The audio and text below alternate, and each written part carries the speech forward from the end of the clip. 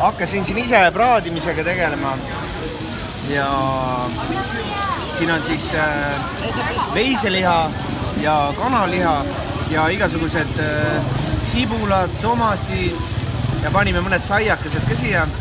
See on või ja õliga. Nad siin peal praevad. Just, näed, margariiniga. Just, ja niimoodi me neid siin praeme ja sööme. Ja peab ütlema, et maitse on ikkagi väga hea. Meile pakutakse ka neid, aga me ei taha välgu miisleid. Me ei soovi neid, jah. Aitäh. No. On pühapäev 8. oktoober ja me tulime välja samasse kohta, kuhu see tüdruk viis meid sööma, kui me käisime foodtouril. Ja nüüd me võtsime endale siis kevadrullid, aga siukse vahega, et need kevadrullid on külmad. Jällegi pole sellist asja proovinud ja siin on siis dried beef salat ehk siis kuivatatud, vinnutatud loomaliha saart või midagi sellist. Kõrvale muidugi nagu ikka Saigon Special.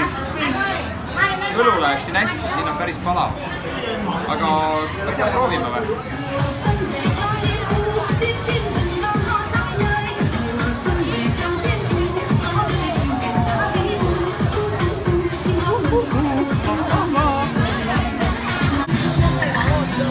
Parimad paarid on jõudnud tangovooruni.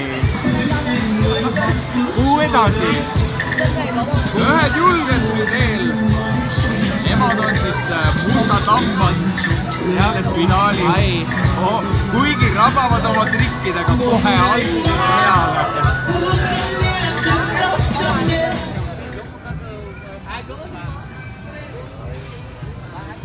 Siin on näha, kuidas kohalikud härrad aega veedavad, mängides mahjongi sõpradega. Me olemegi jõudnud kohaliku mahjongi põrgusse.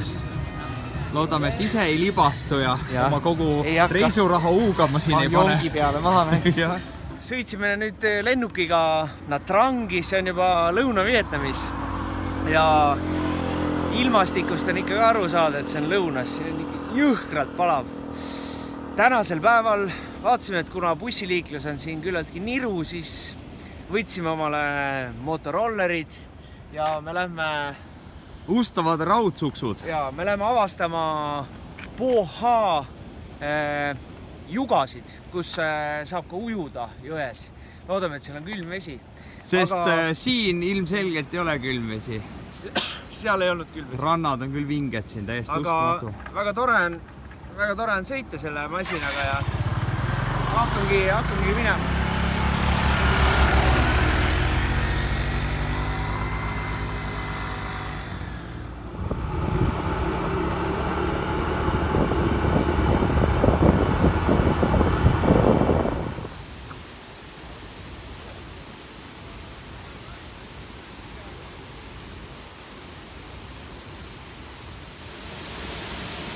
Hakkame jõudma Poha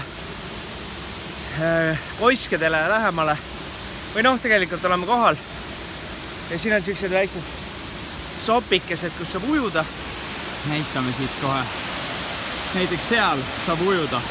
Ja rada on siin hästi äge.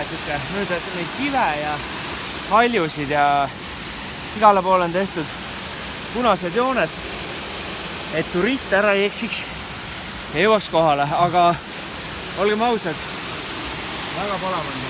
Väga palav on jah, ikka siin Lõuna-Vietnamis on täiesti hullumaja. Ma hakkan vaikselt alla minema. Mine. Saaks ennast vette kasta. Saaks küll, jah.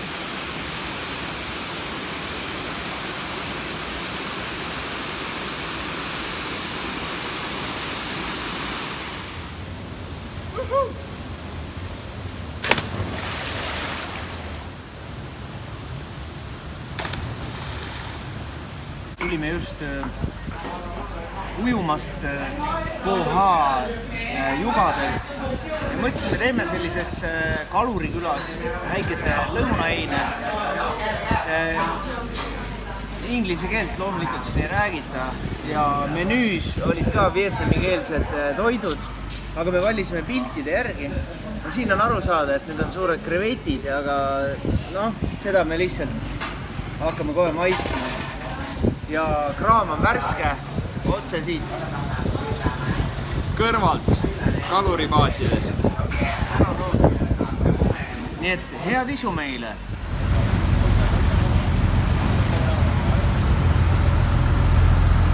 Kes läheb külastama väikesi saari, mis siin ümberringi on, mõned lähevad sukelduma, meie snorgeldama. Ma lähen vaatan, mis puisid teevad.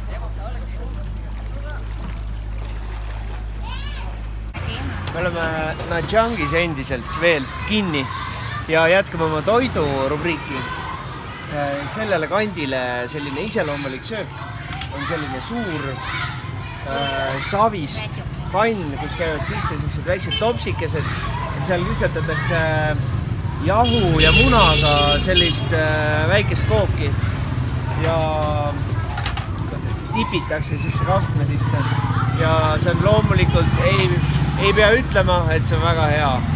Nii et proovige kodus järele või ärge kodus järgi tehke. Tulge siia, proovige järele. Proovige siin järele. Aga Meki ja vaatab su nägu.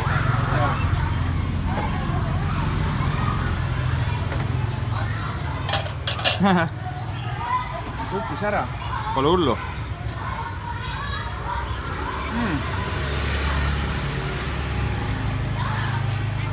Väga hea. Ja siia ta pani korraliku suraka chillit. Väga hea, siis on super. Mul põletas suu täiesti ära. Ja näe, siin on kohalikud koolilapsed. Vaatavad. Pioneerid ja vaatavad. Ja tervitavad meid söögi ajal. Hüvasti, Nha.